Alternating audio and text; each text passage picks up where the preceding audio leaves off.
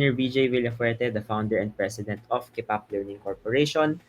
I have been awarded, or isa sa mga naging awards ko last year was PH 100 by Stellar PH, Top 100 Brightest Minds in the Philippines. I graduated Bachelor of Science in Civil Engineering in UP Diliman, and I have been a licensed civil engineer since 2018. So, start na tayo sa ating magiging session. So, once again, ang magiging format natin dito is to comment. Comment nyo yung mga sagot nyo sa mga questions na ipapalabas ko sa screen. Sige, ito yung ating magiging first question. How much time should it take for a horizontal traveling bullet to hit the ground compared to a bullet dropped from rest at the same height? Assume ground is flat.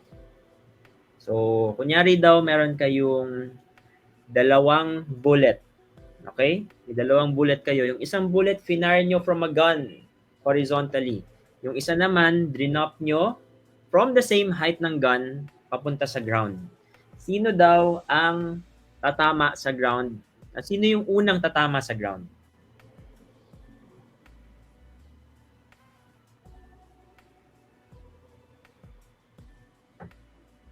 Sige. Okay, let's see the comments. We have, okay, they will hit the ground at the same time. The bullet drop from rest will take longer time to hit the ground. Ano kaya?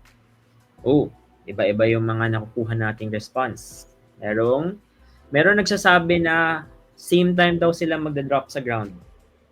May isa naman nagsasabi na letter B, kung saan kapag dinop daw natin siya sa ground, mas matagal siya tumama kaysa sa kung binaril natin. Okay, ang sagot dito, answer is letter A. So, bakit letter A yung sagot? This is because sa parehas na bullet, yung bullet na finar natin sa gun at yung bullet na dinop natin sa ground, iisa lang naman ang vertical force na nag-a-act sa kanila. Yung vertical force na yon ay yung kanilang weight dahil sa gravity. Okay? Wala nang iba. Yun lang yung pinagkaiba ng vertical forces nila. At vertical forces naman yung nagde-determine kung gaano kayo katagal babagsak sa ground. Diba? Eh, since parehas lang naman sila, ba, in terms of vertical forces, parehas lang yung na-experience nilang dalawa, parehas din silang mag-hit sa ground. Tandaan nyo, ang pinagkaiba lang nila ay yung horizontal force. Yung horizontal, meron kasing kinontribute na horizontal force yung gun. Kaya yung projectile niya ay may X component. Pero in terms of yung Y component niya, parehas lang sila. So that means they will hit the ground at the same time. Okay, number 2. In a river, if the water flows in the direction indicated by the arrows in the illustration below, which point is the flow fastest? So imagine nyo lang, meron tayong water flowing sa ganitong soil profile. Okay? So may iba't ibang stages na dinadaanan yung water natin from A to B to C to D to E. Okay, ano dyan yung, or alin dyan pinakamabilis yung velocity ng tubig?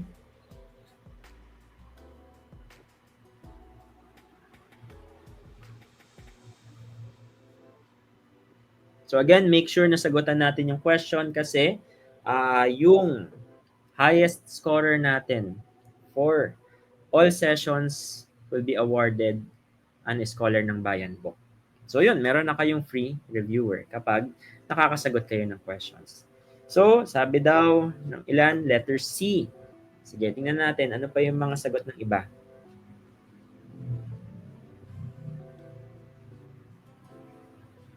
Letter D. Okay. Kaya. How about that?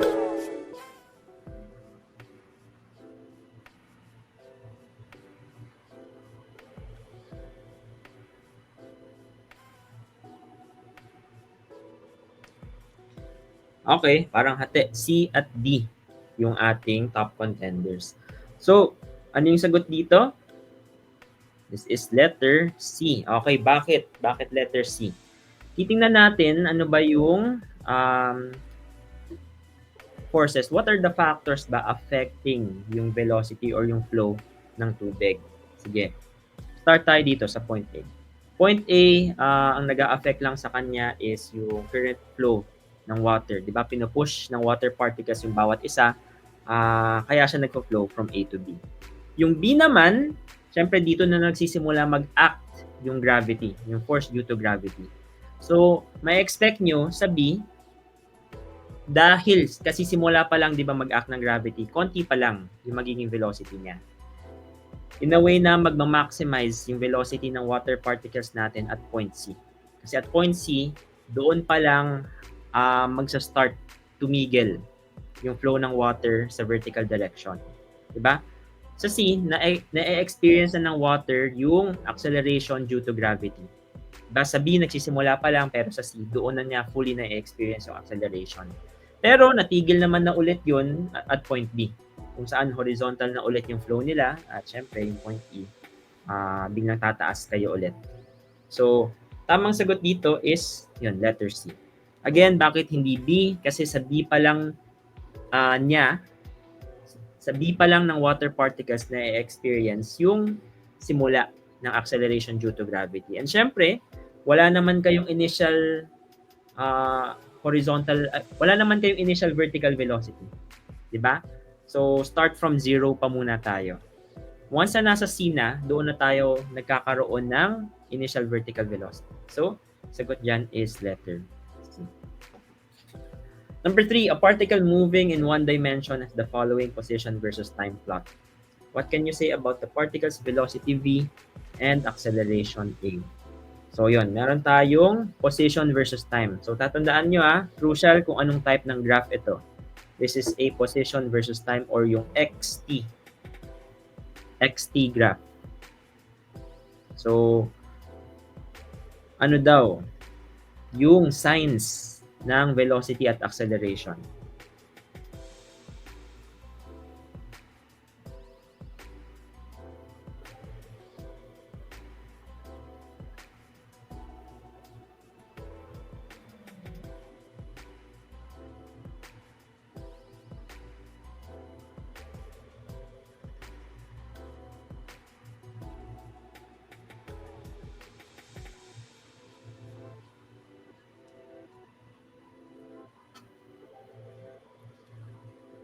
Okay, ano yung mga sagot? Let's see.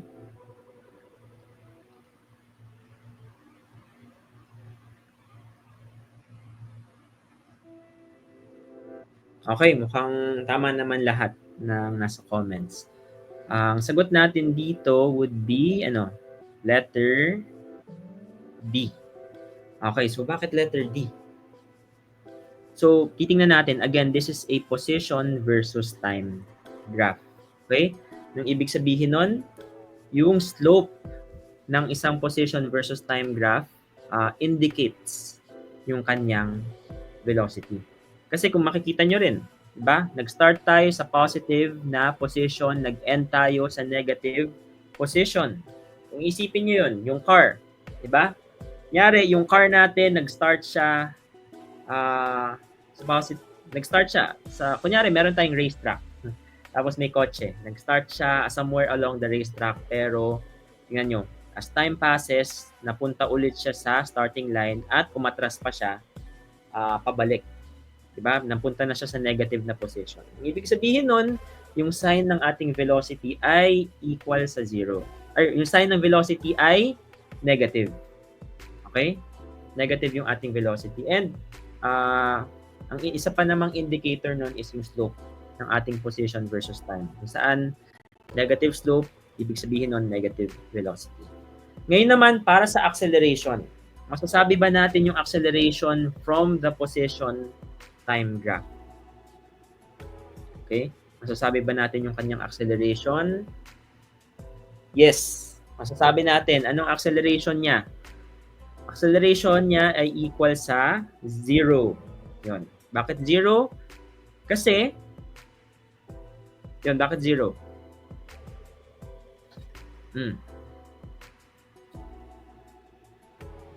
Bakit 0 yung acceleration? Hindi naman kasi nagka-curve. Okay, yun yung ano natin. Kapag sa position time graph, isang straight line lang, ang ibig sabihin nun, wala kang bilis. Di ba? Constant lang yung inyong speed. Basically, hindi siya bumibilis ng pag-atras. Yun yung nangyayari sa ating position versus time graph. So, ulit, ang signs natin, velocity is negative, acceleration is 0. Again, velocity, para malaman nyo yung velocity, kailangan nyo lang tingnan yung slope ng ating line. Slope ng ating line is negative, so negative yung velocity. Para naman sa acceleration, titingnan nyo kung siya ba ay nagko-curve. Kung nagko-curve yung ating linya, ibig sabihin nun may value yung ating acceleration. Pero kung hindi, tulad niyan, straight line lang naman, ibig sabihin nun, 0 yung acceleration natin. Okay. Question 4. A woman exerts a constant horizontal force on a large box. As a result, the box moves across a horizontal floor. Friction is not neglected. So, yun lang, may tinutulak lang na box yung woman at yung box daw ay gumagalaw at a constant velocity. So, yun. Hindi naman bumibilis, hindi rin bumabagal. Constant lang. The force, anong masasabi natin sa force na ine-exert ng woman? Same magnitude ba siya as the weight of the box? Greater than the weight of the box? Less than the weight? So, yan yung mga choices. Ano dyan yung pinakatama?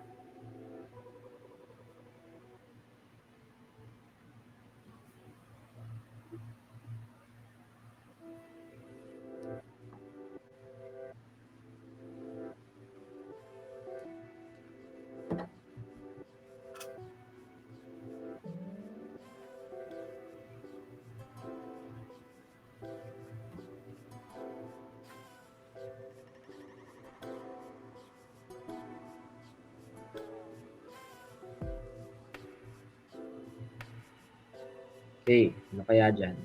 See? Hintayin ko pa yung iba. Mukhang wala makakakuha ng number 4. Ano kaya to?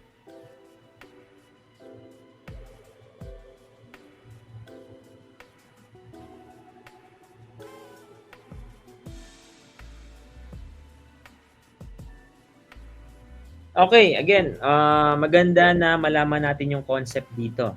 Kasi, so far, I think walang nakakuha ng tamang sagot. No. Sige, let's see. Oh, okay. Wala pa rin nakakuha ng tamang sagot. Okay. Explain natin yung concept ng number 4. Now, importante, alam natin kung paano gumagana ang friction. Diba? Kunyari, draw natin to. Yan. Meron tayong ground. Meron tayong box. Kita ba yung drawing ko sa presentation natin? Okay. Pag meron tayong box at tinutulak natin yung box, tingnan natin anong mga forces ba ang nag-a-act sa box na yun? Meron tayo syempre normal force. Normal force tayo. Meron tayong weight. At lastly, meron tayong friction. Friction, lagay na lang natin dito. Yan. Lagay natin dyan yung friction. Okay. Yan. So, kung tatanungin sa inyo, ano ang relationship or anong masasabi natin sa force ng box? Okay? Kapag sinabi nyo na, wala pa rin talaga. Wala nakakuha ng tamang sagot. Kapag ang sinabi nyo letter E. The force exerted by the woman is greater than the total force which resists the motion of the box. Kapag greater than, lakihan natin to. Lakihan natin yung force na ine-exert ng woman. Sobrang laki. Yan, greater than. Ano sa tingin nyo ang mangyayari sa box? Mangyayari sa box ay gagalaw siya, syempre. Gagalaw siya to the right. Okay? Pero ano yung behavior ng paggalaw niya? Kunyari, sobrang lakasan natin yung force na tinutulak natin yung box. Ano mangyayari doon? Sobrang bibilis. Bibilis yung paggalaw ng ating box. Such that increasing na yung speed niya. O kaya, in other words, meron na tayong acceleration. Yung box na yun, magkakaroon na ng acceleration. Kasi bakit? Newton's second law. Ano ang sinasabi ng Newton's second law? Force is equal to mass times acceleration. Okay? Meron na tayong force. Kasi unbalanced na eh. Hindi na balanced. Mas malaki na yung force pushing the box than the force resisting the box. So kapag unbalanced, ibig sabihin meron tayong value ng F. Alam naman nating may mass yung box. At ang ibig sabihin nun, may value na rin yung acceleration. Kapag may value yung acceleration, hindi na ito masusunod. Di ba nakasabing constant speed or constant velocity yung ating box. So, it does not, hindi na pwede. Like contradiction na siya. Constant speed or constant velocity nga dapat eh. Nagkaroon na tayo ng acceleration. Automatic, hindi pwede yun. Ang tamang sagot is letter D. It has the same magnitude as the total force which resists the motion of the box. Ngayon, siguro tatanungin nyo, bakit ganun? Bakit same magnitude? Di ba ang mangyayari kapag same magnitude, hindi gagalaw yung box? Right? Okay. That is, in a way, correct. Correct yun kapag kunyari, in equilibrium.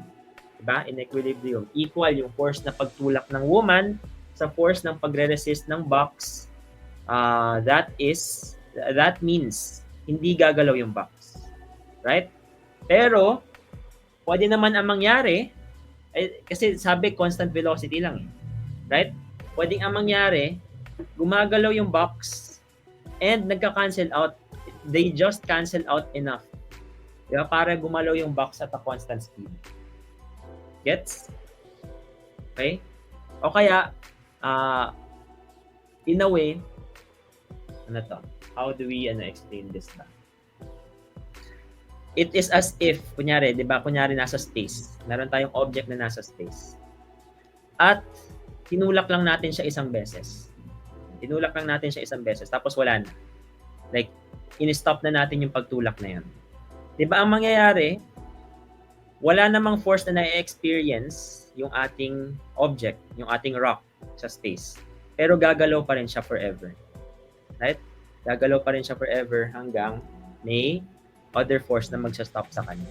Ganon din yung nangyayari sa box. Wala naman siyang force or wala siyang basically nagka-cancel out lahat ng force na na-experience niya pero gumagalaw pa rin siya at a constant velocity. So yun, same concept yun. That means, yan, it has the same magnitude. Okay? Gets naman? So yun, unfortunately, wala nakakuha question na ito kasi lahat kayo nagsagot ng letter E. Okay, sige, next question na tayo. Ano natin anin? Erase ko muna ito.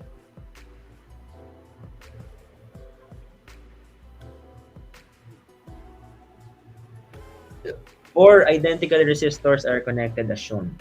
If each has a resistance of 3 ohms, what is the equivalent resistance of the circuit?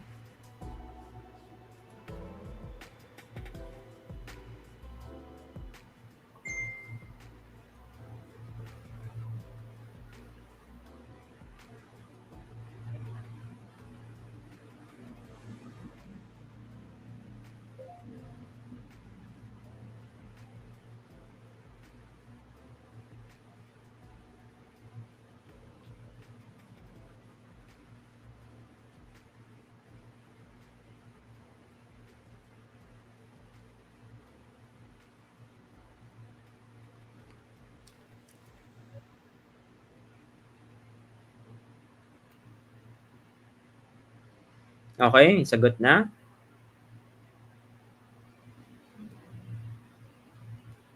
Alright, so how do we solve this ba? Ano natin solve yan? Okay, so dito kailangan syempre natin malaman yung pinagkaiba ng resistors in series at resistors in parallel. Okay? Ano yung pinagkaiba nun? Kapag meron tayong resistor in series, ganito siya, magkatabi. Right? Yun yung ibig sabihin ng series. Yan. Kapag magkatabi yung resistor natin, ang total resistance niya would be yung sum lang. Yan, yung sum ng dalawang resistors na yon. Kaya kapag meron tayong Kunyari, 3 dyan, 3 dyan. Ang total resistance nila, kapag magkatabi lang sila, ay 6. Okay? Pero hindi naman ganun yung nasa figure. Nasa figure, much more complicated than that. Pag-usapan naman natin yung next type of connection. Yun naman yung parallel. Kapag parallel, para siyang paganyan. Right? Yan. Kapag parallel yung dalawang resistors natin, ganyan siya. At ano yung mangyayari? Ang magiging formula nun is, kukunin nyo muna yung reciprocal ng dalawang resistor. So, 1/3 plus 1/3. Okay, kunin nyo muna yung reciprocal. Ano yung reciprocal niya? 1/3 at 1/3, i-add nyo sila. 1/3 plus 1/3 is 2/3. Okay, pero hindi pa doon nagtatapos. Kailangan yung kunin yung reciprocal ulit ng nakuha nyong sagot. Anong reciprocal ng 2/3? 3/2. Or, kung ito ay gagawin nating decimal, this is 1.5. Okay? 3/2 or 1.5 ohms. So, that means na bawat isang ganito is equivalent to 1.5 ohms. At ilan yung meron tayo niyan? Dalawa. Meron tayong dalawang 1.5 ohms. 1.5 dito. At ano yung mapapansin nyo sa dalawang 1.5 ohms? They are connected, series naman sila. Magkatabi sila, so naka-series sila. Ano ulit yung gagawin natin kapag series? I-add natin. So this is 1.5 plus 1.5 or yon 3. So sige, tingnan natin sino yung mga nakakuha. Luis Martin Ignacio, Noah De Luna, Fuji Angeles, and Gon Ulysses. V. Requioma. Okay, next. A particle is moving along a curved path with increasing speed. Figure A shows its velocity vector v at some point on the path. Which of the following vectors in figure B correspond to the particle's acceleration at this point?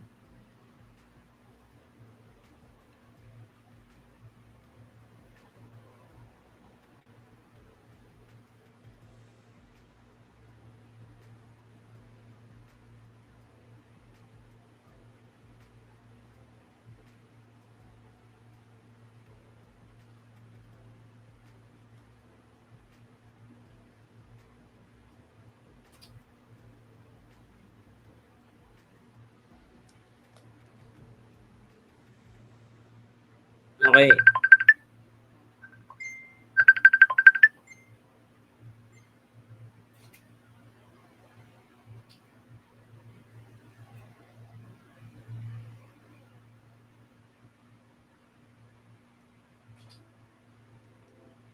Okay? Meron ba? Wala, mukhang wala.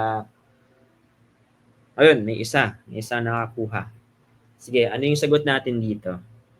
Okay. For that, explain muna natin. Meron tayong i-explain na concept. And that concept is, circular motion. Okay? Kasi, in a way, related ito sa circular motion. Okay, yun muna. Kapag may circular motion yung ating object, kunyari, yan, may object tayo, for example, race car. May race car tayo na umiikot sa isang circular racetrack. Okay. Kapag yung race car na yan umiikot at a constant speed, anong ibig sabihin nun? Yung velocity niya ay, syempre, nandito, palaging tangent sa circle. Kung nandito naman yung racetrack, yung race car natin, yung velocity niya, ganyan. Okay? Tangent sa ating circle. So, yun, madali lang i-imagine kung saan yung direction, kung saang direction yung velocity. That is kung saan lang naman nakatingin yung driver ba ng car. Okay, what about yung kanyang acceleration? Doon medyo mahirap or doon hindi obvious. Yan. Doon hindi obvious yung direction ng acceleration ng ating car. Kapag kasi circular track yung dinadaanan ng ating driver, yung acceleration niya would be perpendicular. Yan, perpendicular to yung velocity o kaya pointing towards the center ng ating circle. That in, that ensures na paikot. That ensures na umiikot yung ating car sa circle. Ngayon naman, kung nandito yung car, yung acceleration niya would also be pointing towards the center ng ating circle. So, yun na. Yun yung ibig sabihin. At again, reviewin natin ano nga ba yung ibig sabihin kapag iba't iba yung direction ng acceleration. Okay. What if meron tayong car? Velocity niya ay ganito. Acceleration niya ay same direction. Ano mangyayari? Velocity to the right, acceleration to the right. Ano mangyayari sa car? Siya ay bibilis. Okay, bibilis yung car. Next, what if meron tayong car, velocity niya pa-right, acceleration niya to the left. Okay, ito yung acceleration niya. Ang mangyayari sa car, siya naman ay babagal. So, moving nga siya to the right, pero pabagal ng pabagal. And lastly, what if meron tayong car, velocity niya to the right, acceleration niya sa direction na ito. Okay? Kapag perpendicular yung velocity sa acceleration, that means that the car is moving in a circular path. Ganito yung path na tina-travel ng car. Yan. Circular path yan. Kung saan yung acceleration niya palaging nagpo-point sa center ng circular path na tina-travel niya. Okay, so wag niyo kakalimutan yun, relationship ng velocity and acceleration. So with that, anong nangyayari sa ating kotse? Yung car daw natin or yung particle natin is moving in this direction. Right? So, kung papansin nyo, parang yung dinadaanan niya ngayon ay part ng isang circle. Right? Parang paganyan siya. Parang part na rin ng isang circle yung dinadaanan niya kasi curved yun eh. Curved yung ating circle. So, we can expect na D yung magiging sagot. Pero no. Okay? It's not D. Bakit hindi D? Because of a term here. Ang term natin dito ay increasing speed. Okay. Kapag kasi increasing yung ating speed, ano yung nangyayari? Balik tayo dito sa circular path natin. Pag increasing speed, meron tayong i-introduce na isa pang component ng acceleration. Gets? Parang pinag-combine natin yung concept nito sa circular path. Meron na tayong pangalawang component ng acceleration natin. Yan, meron ng acceleration pointing up at acceleration pointing right. So that means kung kukunin natin yung resultant ng acceleration or yung total effect niya, parang pag ganito na yung distance, yung direction niya. Right? Pag ganyan na yung direction ng ating car kapag siya ay increasing in speed. Ayan lang. Nawala. Pero yun, gets naman yung point. Ibig sabihin nun, okay, ganito lang yun draw natin dito. Kunyari, meron tayong velocity na paganyan, increasing daw yung velocity niya. So, ibig sabihin may acceleration na may ganitong direction. Meron naman tayong acceleration na ganito yung direction, right? Kasi, in a way, moving at a circular path siya. So, kunin natin yung resultant. Ano yung resultant nun? Nandito, sa gitna. Which is letter C. So, sige, tingnan natin. Tama, C kasi combines both yung sineshow ng correct direction of acceleration. Yan. Tama, combination siya ng circular motion and increasing speed. So, sino yung mga nakatama? These are Luis Martin Ignacio, Sainz Rafael, and Nathaniel Manguba. Okay, next. Which of the following is true about an object undergoing free fall?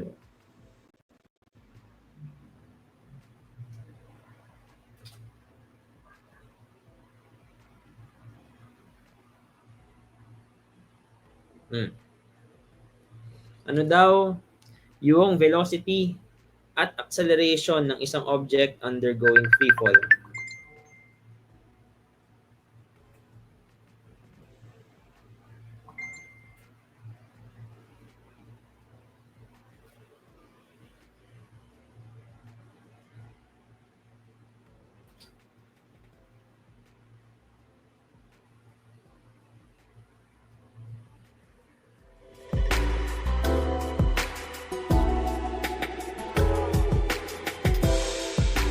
Okay, hintayin ko ulit yung mga responses, no?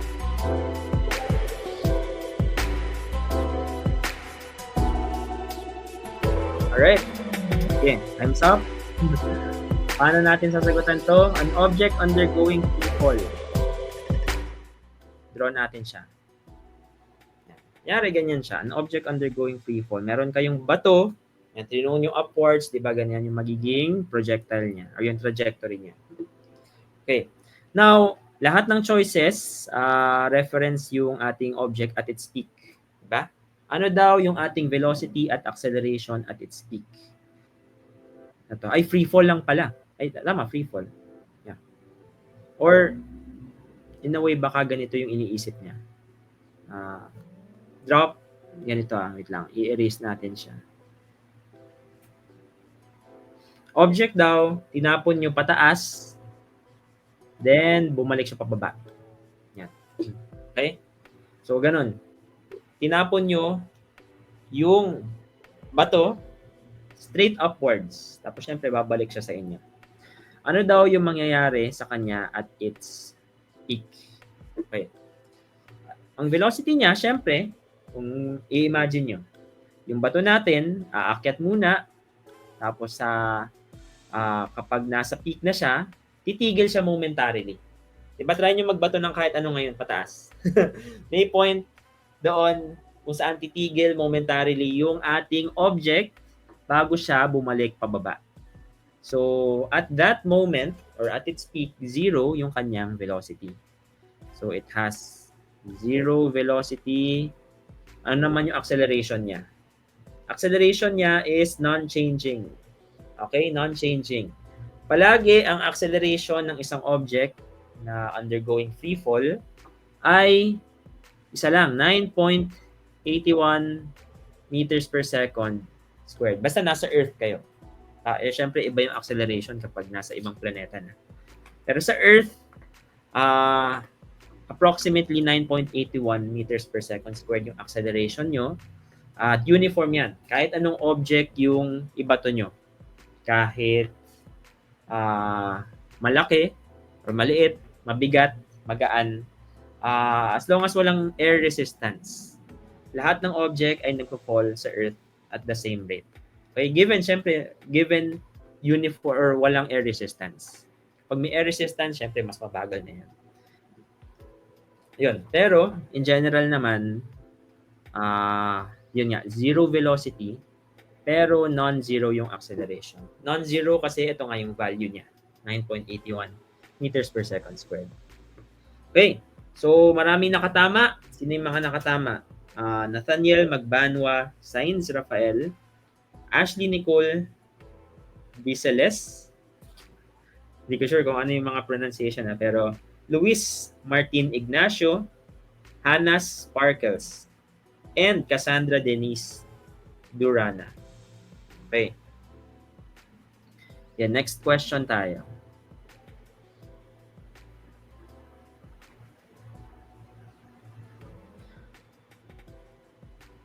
A car moves along a circular track at a constant speed. Which of the following is true about the car? So yun dapat tama na kayo lahat dito kasi in-explain ko na yung concept kanina sa previous question natin.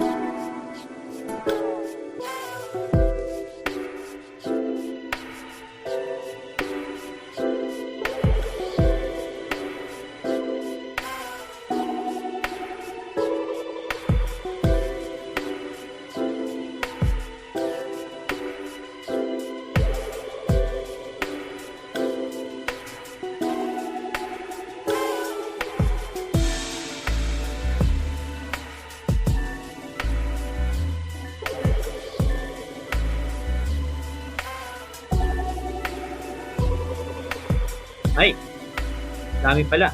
Ang daming nag-aano. Daming nagsasagot ngayon.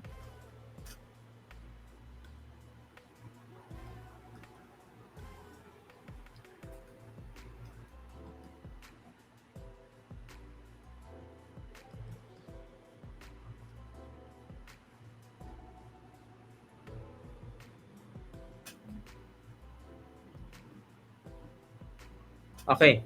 So, ano yung magiging sagot natin dito? Dami nating sagot So, let's see. Maraming letter D. Actually, mukhang lahat ng nakasagot letter D. Wait lang. Isasuggest na ako.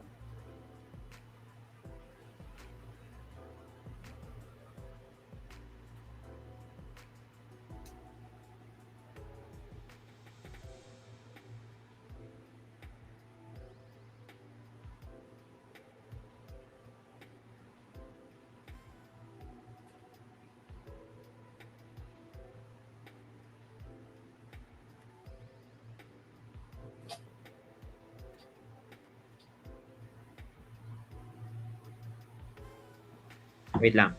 Okay.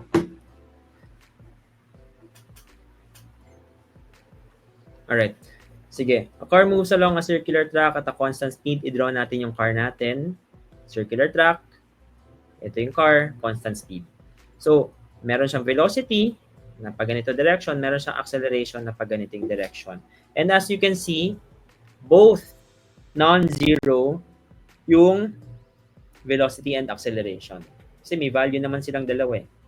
Okay? So, yun. Sagot natin dito, mukhang tama naman kayong lahat, is letter D.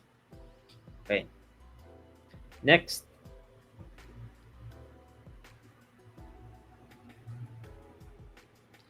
A ball was thrown directly upwards with an initial velocity of 3 meters per second. What will be the maximum height reached by the ball? Oh, dito may computation na tayo. Ano kaya yan?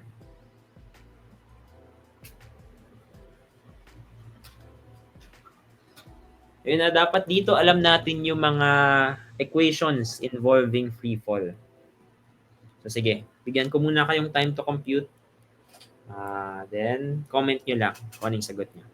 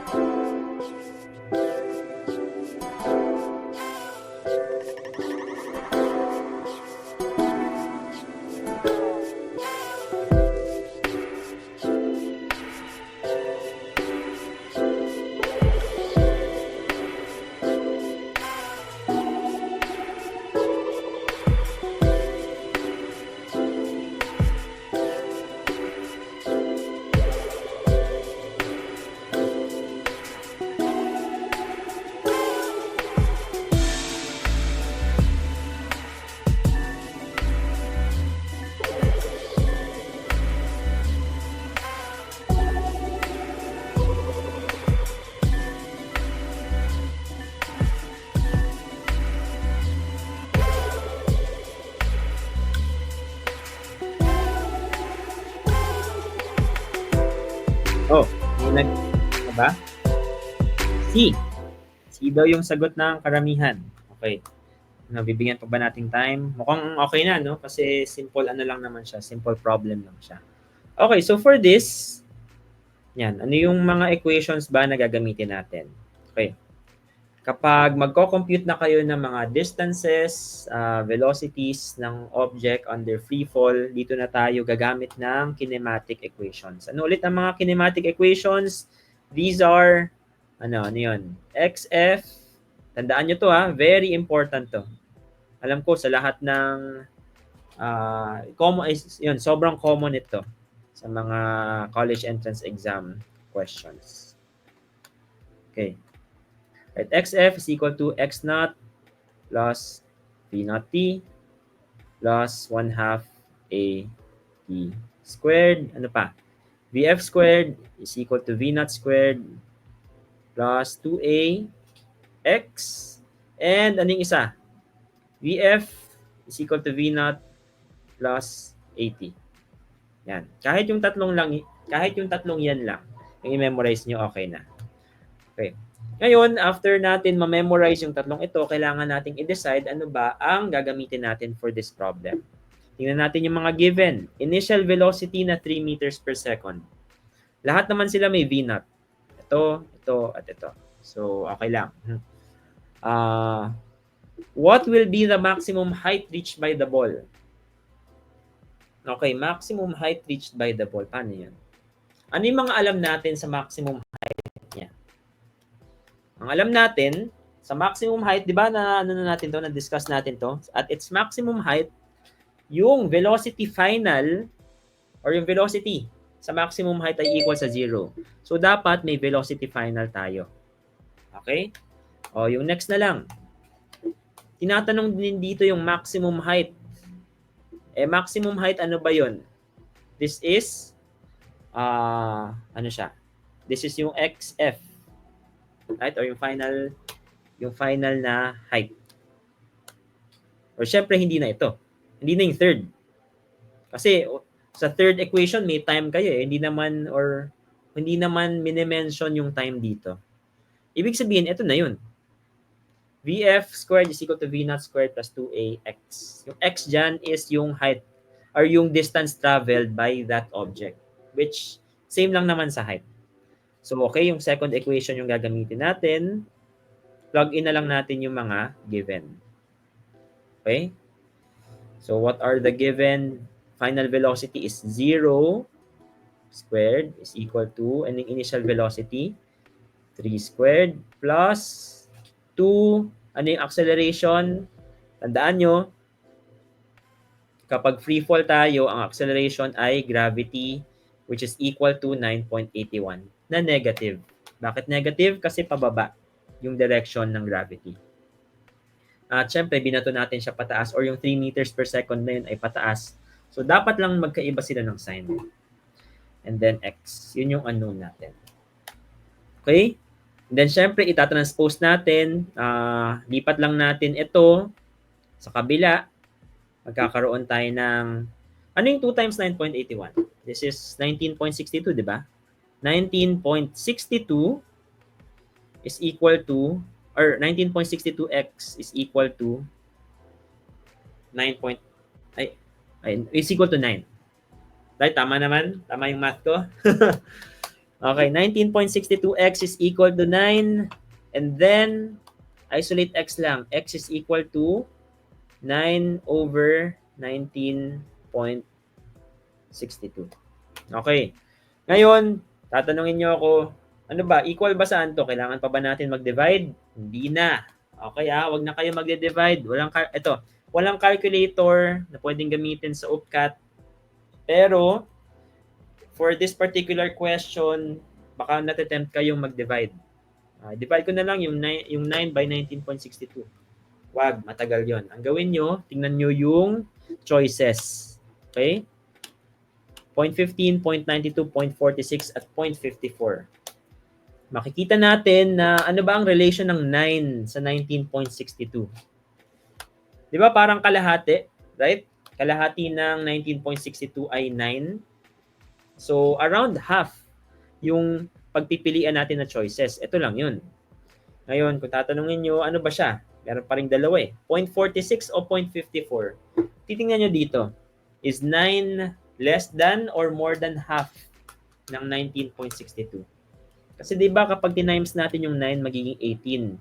Kahit dalawang beses pa natin yung 9, hindi pa rin siya aabot sa denominator niya.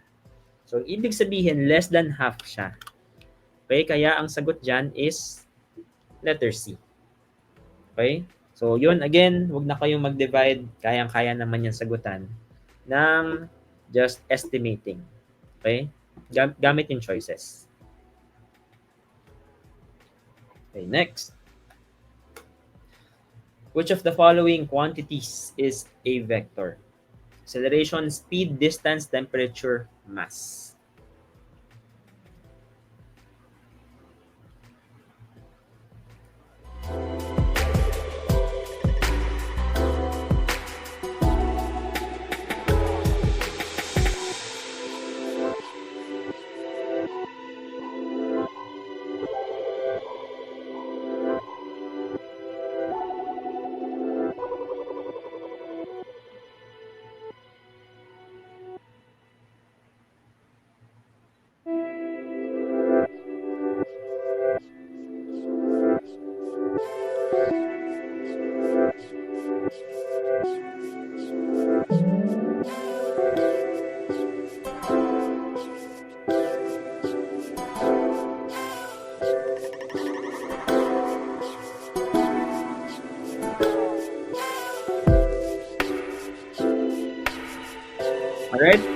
natin. Good. Kung lahat naman, lahat ay nakakuha ng tamang sagot. Ibig sabihin lang ng vector is may magnitude at direction. So, magnitude plus direction. Okay? So, yun natin. Speed, distance, temperature, mass. Okay? Kapag kasi, yun natin dito meron sa physics, meron tayong tinatawag na velocity. Yan. Meron din tayong tinatawag na displacement. Yan. Ano ang velocity at displacement? Basically, these are vector equivalents of the following. So, speed, kapag gusto nyo siyang gawing vector, gawin yung velocity. Pag distance, gusto nyo siyang gawing vector, gawin yung displacement. So, syempre, temperature, wala namang vector equivalent yan kasi wala naman tayong sinasabi na 36 degrees to the right kapag temperature pinag-uusapan, lalo na mass. Okay? Wala silang direction. So, wala na ito. Automatic wala na to. So, yun. Hindi na rin ito kasi these are scalar. Ito yung vector equivalent nila. And yun, matitira na lang tayo with letter A, acceleration.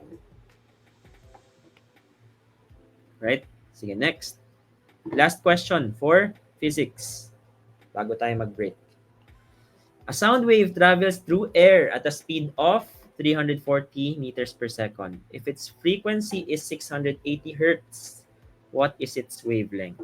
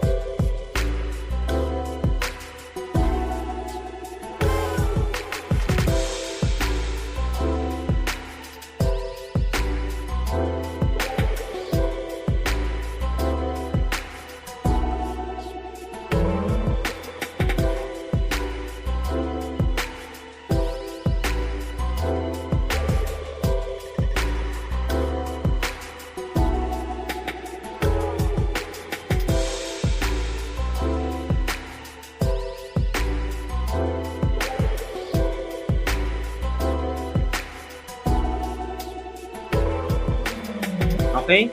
Pang madali lang Lahat kayo nakakuha ng tamang sagot. Alright. So, ano yung equation na gagamitin natin dito? Again, sa general science or sa science part ng college entrance exams natin. Minsan nga, meron tayong mga questions na kailangan alam niyo yung formula. Okay? At magko-compute kayo. So, ang equation dito is yung V equals lambda F. Yan yung tatandaan nyo. Ang tinatanong ay ang wavelength. Wavelength kasi is may symbol na lambda. So, isolate nyo lang. Lambda natin is equal to velocity over frequency. So, anuhin nyo lang. Plug in. Velocity na 340 over frequency na 680. This is 0.5. Okay? So, yun. That ends the first half ng ating free OPCAT review, day 4. So, next subject natin would be general science. Yes, so the second part. So before we give the spotlight back to him, dun nga sa mga nanonood sa ating page, please do register to be part of our official review group para mapanood nyo, okay? So that's about it for part 1 for our page, okay? Magbabalik kami tomorrow with a different subject. All right, so maybe we can call on VJ na, no? Engineer VJ to continue the lecture. Yan, hello everyone. Tingnan natin kung maayos na yung or kung wala nang delay yung ating slides. So, sige, next slide. Okay, next slide ulit.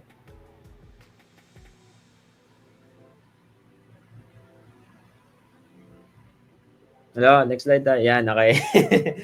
Ah, question 1. Which of the following statements regarding the structure of the Earth is true? Yes, so number 1, the crust is thickest in mountainous regions. Number 2, pressure and temperature increases with depth inside the Earth. Number 3, the inner core is filled with molten iron and nickel.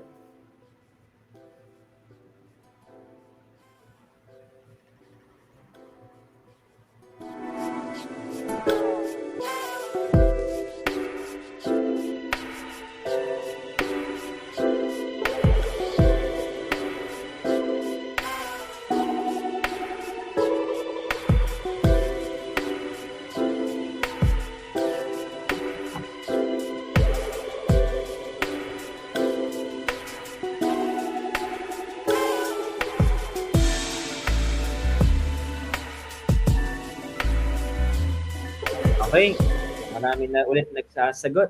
At mukhang tama naman, most ng nag-answer. So, ano yung sagot? Letter C. Wait, napakita na ba kanina? Yun, letter C. Bakit letter C? Ano ba yung composition ng ating core, ng ating inner core?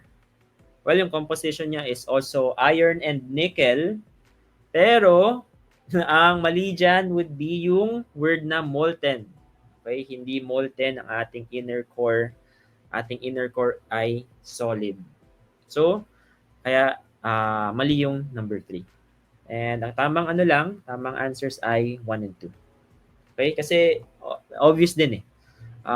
Medyo obvious din kasi yung 1 kasi thickest in mountainous regions, 'di ba? Kapag mountainous, doon makapal yung ating crust. Kasi nga matataas yung mga mountains. And number 2 naman, syempre kapag nagdig kayo or kapag hinukay nyo yung inside the earth, kapag naghukay kayo ng malalim, syempre mag increase doon yung pressure at temperature, mas iinit.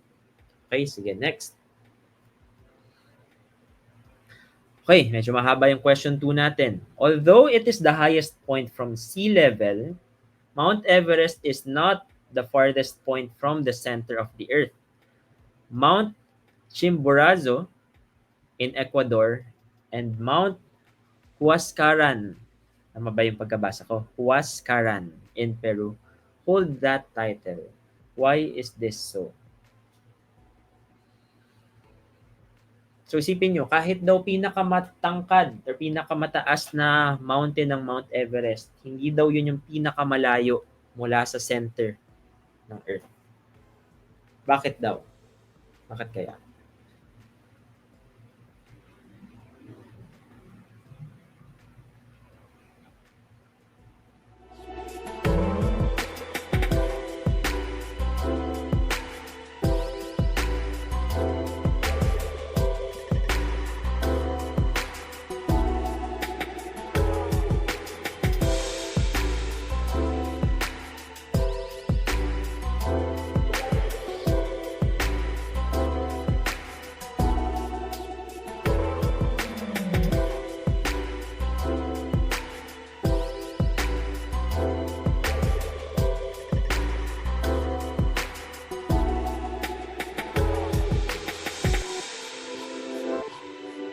Alright, sige, ano na yung mga sagot nyo? Yan, letter C. Okay, bakit letter C? Kasi, kung imagine nyo, yung Earth natin, hindi naman isang perfect sphere. Oblate spheroid siya, that means yung mga areas natin na nasa equator, kasi yung exaggerated image niya is pag ganito, di ba? Yan yung, nagkaroon ng heart. Okay, yung ano natin, galing, nagkaka-heart kapag ginaganon to. Okay, yung Earth natin ay ganito yung shape, at yun, yung mga areas na nasa equator would be farther away from the center.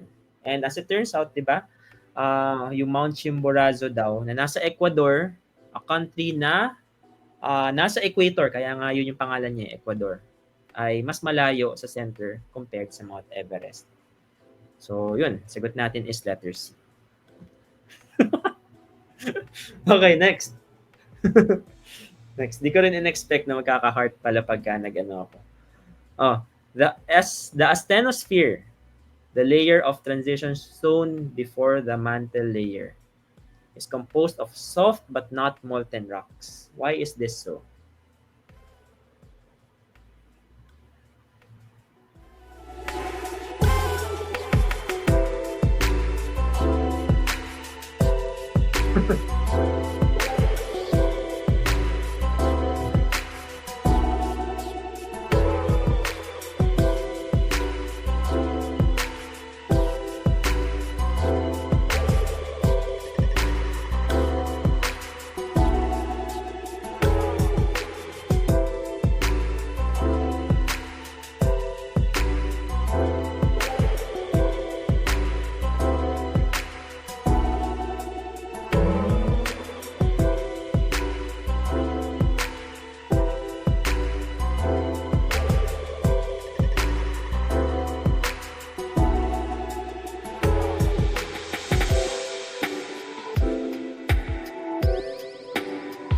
Okay. Sige, time's up. Mukha namang lahat din ng nagsagot tama. Ang sagot dyan ay what? Letter C. Okay, one thing to take note.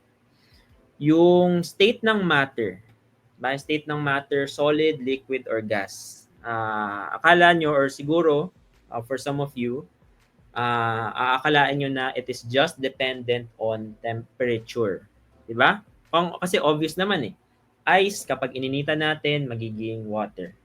Right? Tapos kapag binoil pa natin, ininitan pa natin mas lalo, magiging water vapor. So from solid to liquid to gas. Pero it is not just temperature na nakaka-affect ng state ng matter. It is also pressure. Okay? Kaya ang nangyayari sa asthenosphere, may balance. Basically, parang malapit na, pero not quite there yet dahil sa balance ng temperature at pressure. Yun nga. So, kung siguro after this live, search nyo yung term na triple point of water.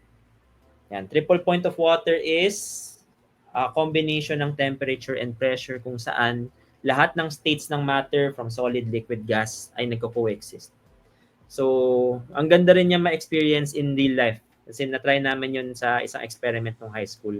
Kung saan yung water, para magiging ice, pero magbo-boil at the same time. So, very cool tingnan. So, yun din yung nangyayari sa asthenosphere.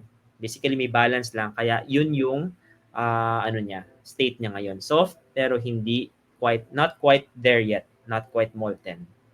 Sige, next. Number 4. Why can't we survive if we go deeper into the earth?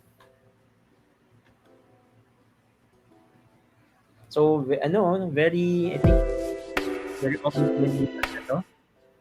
Tingnan natin. Sige, kung masasagot nyo. Mukhang lahat naman ng makakasagot nito.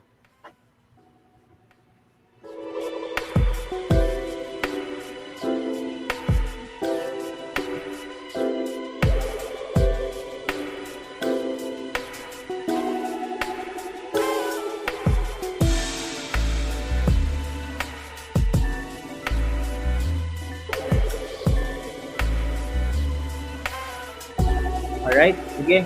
Huwag na natin patagalin kasi mukhang madali lang yung question na ito.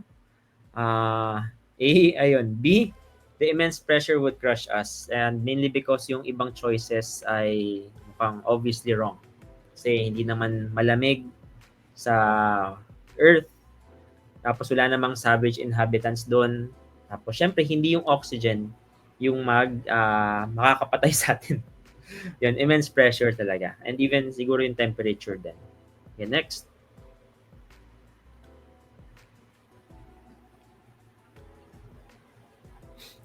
Next slide. Yan. A sinking of land along a fault line suggests that the movement of the land is what? Okay, convergent, divergent, transform, rational, none of the above.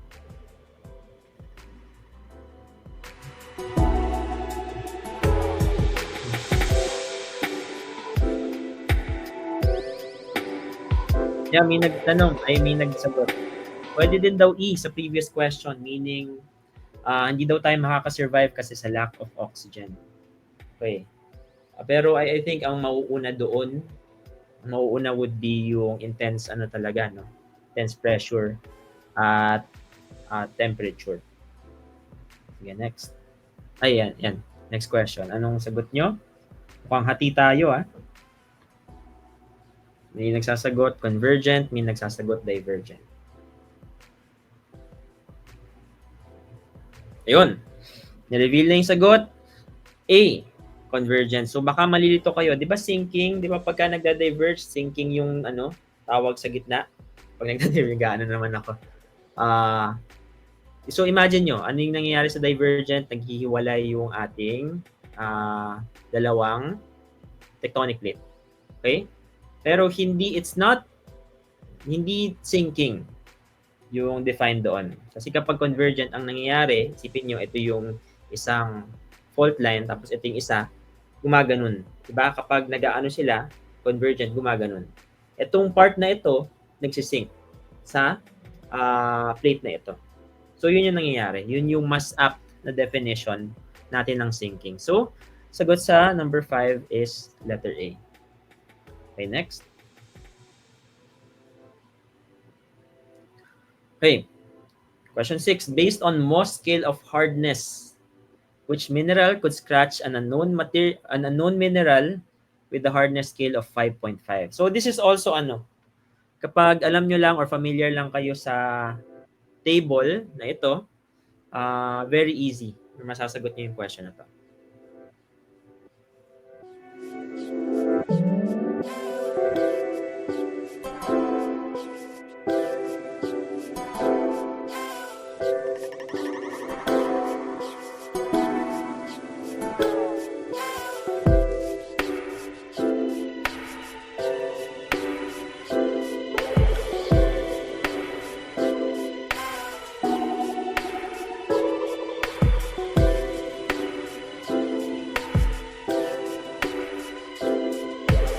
Okay, mukhang madali lang nga sa inyo kasi lahat ng nagsagot ay tama. Alright, so ang sagot dyan ay quartz. So how do we read yung table na ito? Basically, yung paggawa natin ng Mohs scale of hardness, pumili lang tayo ng iba't ibang minerals. So talc, gypsum, calcite, lahat ng yan. At kinompare natin sila sa isa't isa. So kapag ini-scratch ng one mineral yung isa, like for example, yung gypsum nakaka-scratch ng talc, pero not the other way around, that would mean na mas mataas yung hardness ng gypsum kaysa sa talc. So yun lang yung ibig sabihin ng table. Higher numbers can scratch those with lower numbers. Okay? And that would also mean na yung 10, which is diamond, yung pinaka hardest or yung hardest mineral ay lang. Kita na natin yung question sa pero diamond yung hardest mineral na nahanap na natin so far. So dito meron daw tayong unknown mineral with a hardness scale of 5.5. So between apatite and orthoclase siya. So ibig sabihin kailangan lang natin maghanap ng number or ng mineral na may hardest number greater than 5.5. So, pwedeng orthoclase or quartz. Sige, next. Okay. Ayun, two identical cities experience the same earthquake. If city A is closer to the epicenter than city B, which of the following statements is false?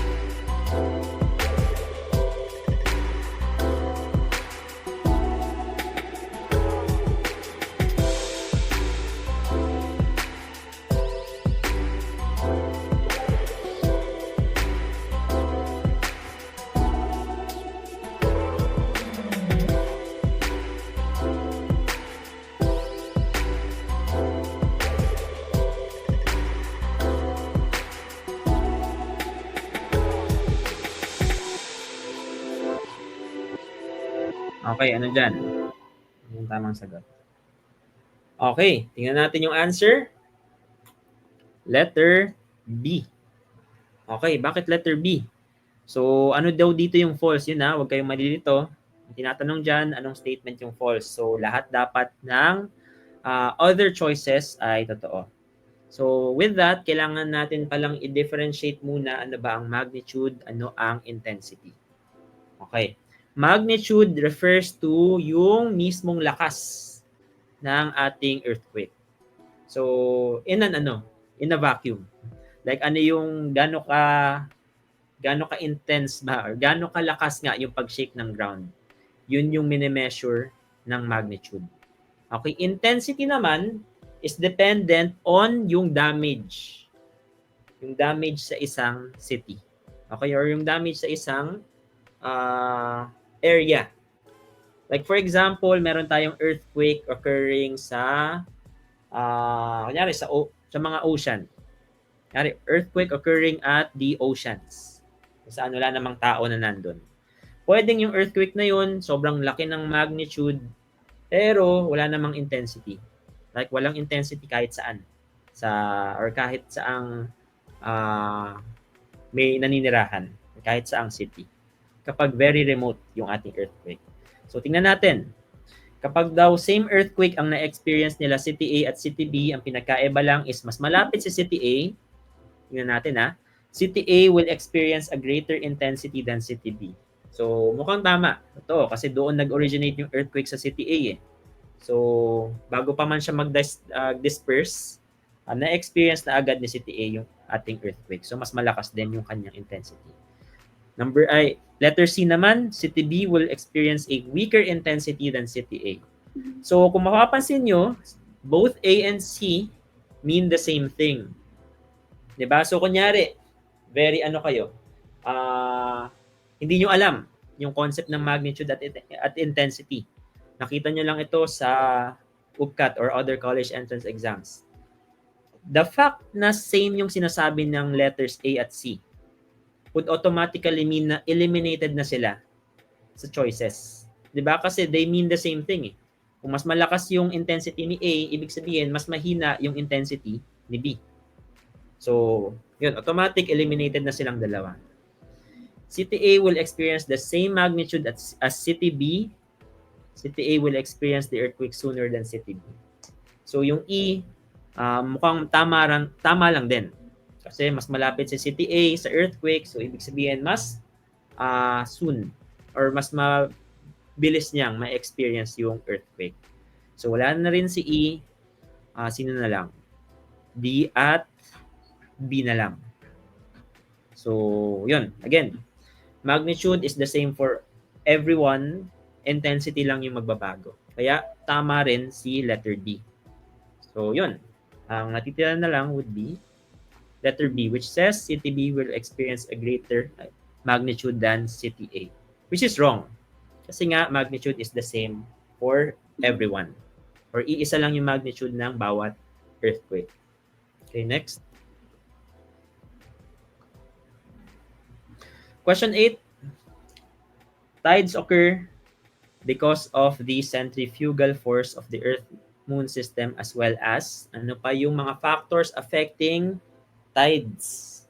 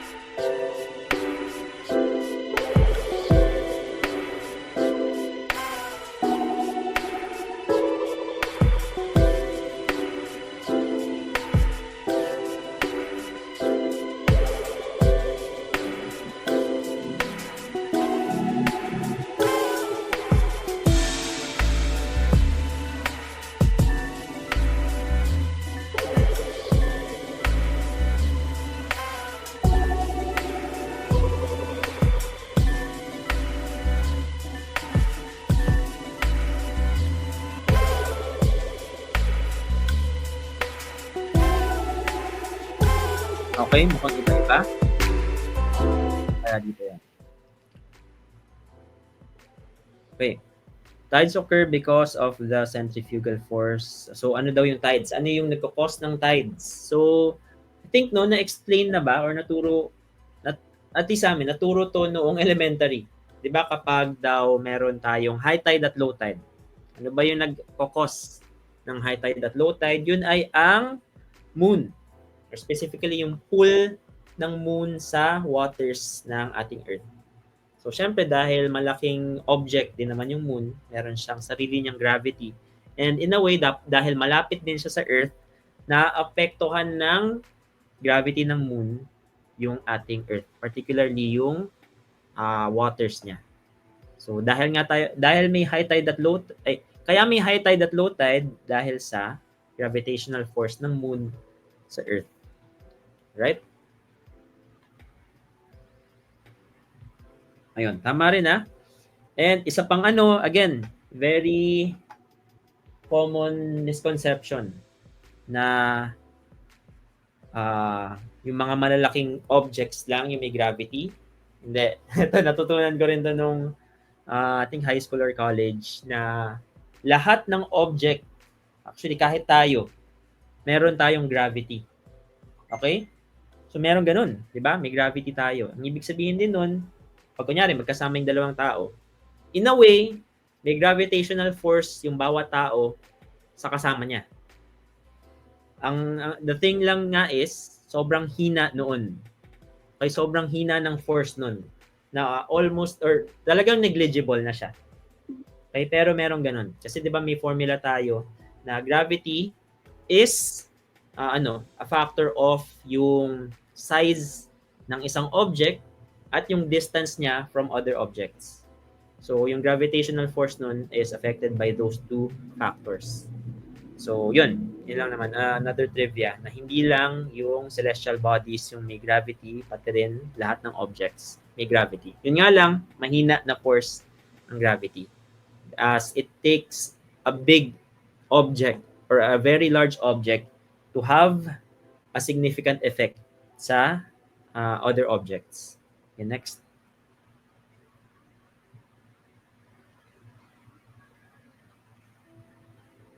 Okay, ito daw. The combined gravitational force of both the Earth and Moon. Bakit? Okay, may nagtatanong, bakit daw hindi D? Okay? Well, combined gravitational force of both the Earth and the Moon kasi ang nag-aapekto lang naman sa tides. So, from a force perspective, is yung moon. Basically, yung moon yung yung may cause. Yung moon lang yung may cause ng pag-angat at pagbaba ng ating mga tides. So, yun. Hindi yung combined forces nila. Okay? Sige, so next.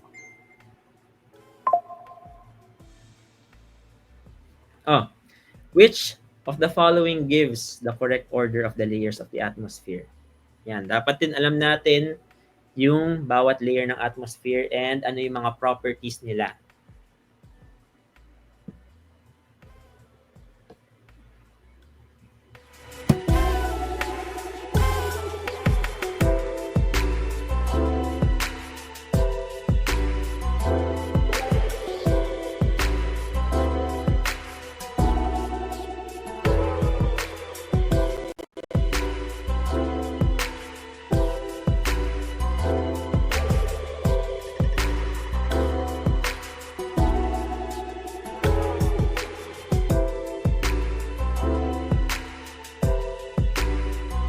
Okay?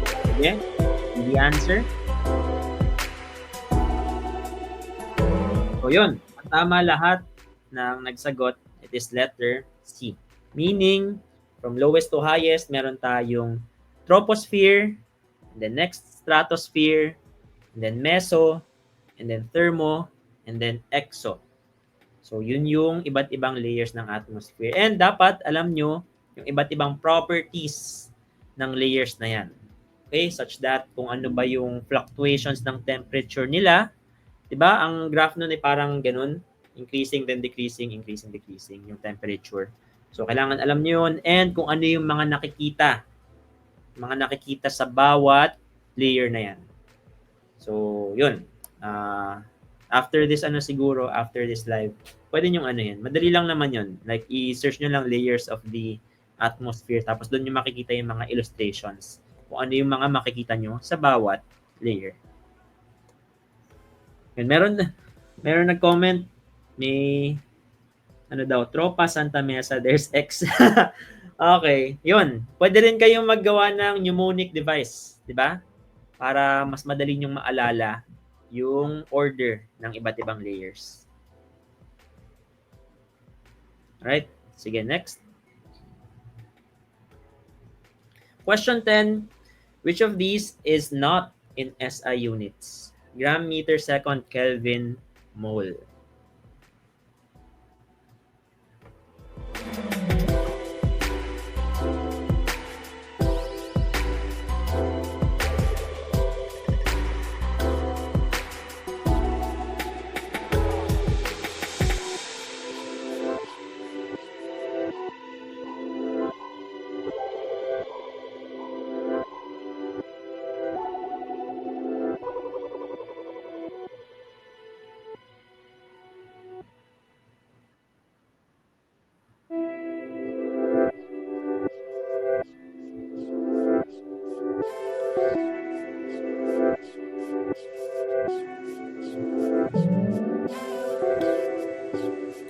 Alright, so madali lang din ito at mukhang kuha naman ng lahat.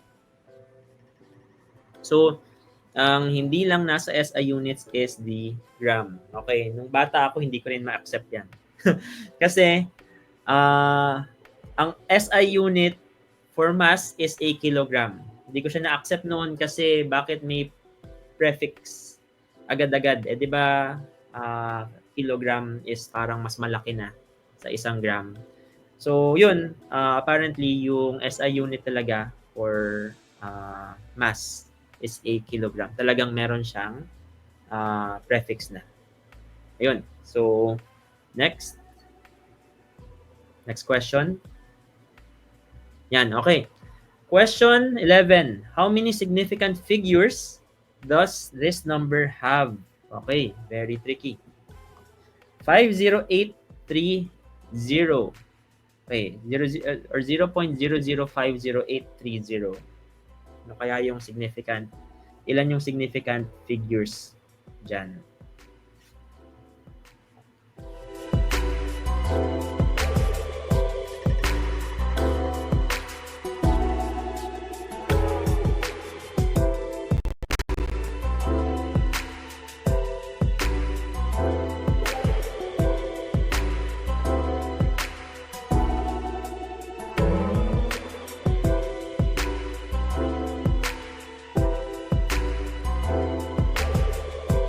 Okay, sige. Most nang nagsagot ay tama. How many significant figures? Meron tayong 5. Okay, bakit 5? Tingnan natin ha. Unang rule natin for significant figures is that, naalala niyo ba yung rules natin for sig figs? Unang rule is that lahat ng hindi 0 ay significant. Ibig sabihin, meron na tayo agad-agad 5, 8, 3. Okay, yung 5, 8, at 3 is already significant. Ang tanong na lang natin is yung mga zeros ba dyan, yung remaining 0 ay significant ba o hindi. Nakadepende rin yan. Tingnan natin yung unang 3 zeros. 0.00. Okay, what are they called? Yan. Tama, yung sa nag-comment, si Kuji Angeles, they are called leading zeros. Okay, leading zeros, tulad nito, yung 0.00, malalaman natin leading siya kasi siya yung nauuna, are not significant. Okay? Next, siyempre yung 5 significant. What about, wait lang. Wait lang. So, yung gitna, yung gitnang 0 na yan, between 5 and 8. Meron din kasi tayong rule na kapag meron tayong number na pinagigitnaan ng dalawang significant number, they are also significant. Okay? So, that 0 is significant na. Okay. So, next, yung last, yung huling 0 na lang. What about the last 0? Significant ba siya o hindi? Yung last 0 natin ay significant. Kasi they are called trailing 0.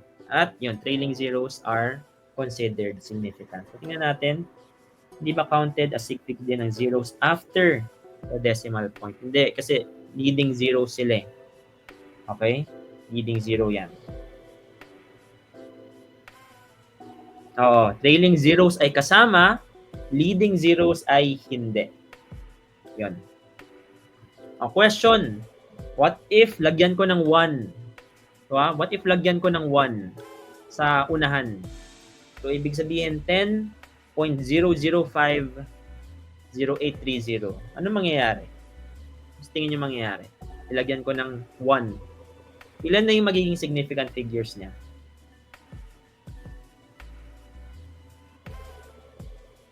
Ilan na kaya? They are, ilan ba to? Bibilangan ko din. 1, 2, 3, 4. O, ilan na?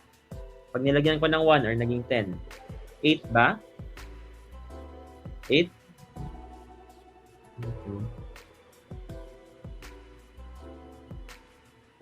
8 ba? Bakit 8? Nilagyan ko ng 1 sa unahan, ha? Oh. 9. Okay, ang tamang sagot ay 9. Bakit? Kasi kapag nilagyan nyo ng 1 sa unahan, ang ibig sabihin nun, yung dating leading zeros natin, yung 0.00, paggigitnaan na siya ng dalawang significant figures. Diba? Ng 1 at 5. Ibig sabihin, essentially, lahat na ng digits sa ating number ay significant kasi wala na tayong leading zeros. Right? So, yun. 9 na. Including yung 1 na dinagdag ko. So, yun. Yun yung concept ng significant figures. Alright? And that ends then our day 4 ng week of cat review. Thank you so much. All right. So, thank you so much, Engineer VJ, for that. Send naman kayo ng mga likes, ng mga heart reacts nyo to Engineer VJ to appreciate him sharing his knowledge tonight. No? Talagang dami ko rin natutunan coming from a science high school myself. Talagang science is a very important subject even in the set. So, thank you so much, Engineer VJ. And of course, to appreciate that, may we request Engineer VJ to stay for a quick photo op. Ayan. So, can we get the frame na pantay kami para makapag photo op tayo. Ayan. Ayan. So, habang hinintay natin yung ops natin to fix the frame, no? Kamusta naman? How was your session, VJ? Ang daming bugs pero talagang nawala si VJ. No, ang daming bugs pero ang dami pa ring content na talagang nakaka-skip ni Victor. Ayan, let's wait for VJ to come back to the spotlight, no. Nalilito na si Ayan, welcome back, engineer. So, can we get both of us in the same length para Yan, perfect. All right, sige, photo op tayo. 1, 2, 3, smile. Ayan. Thank you so much, Engineer VJ. Pero before ka umalis sa spotlight natin, baka may last words ka or advice ka to our students since we have a lot of time naman. So, yun. So, yun. Advice lang for science and physics. And also, science subject in general is talagang ito yung subject na marami tayong i-memorize na terms. So, be familiar with all the terms na mabasa nyo. Marami rin sa chemistry. So, lalo na yung mga individual elements, yung mga symbols nila, yun, dapat talaga memorize natin. So, yun. So, yan, coming from an engineer, licensed engineer. So, dapat kabisado nyo by the time na mag-uupkat na kayo, DCAT, ASET, pati USTET, Alright?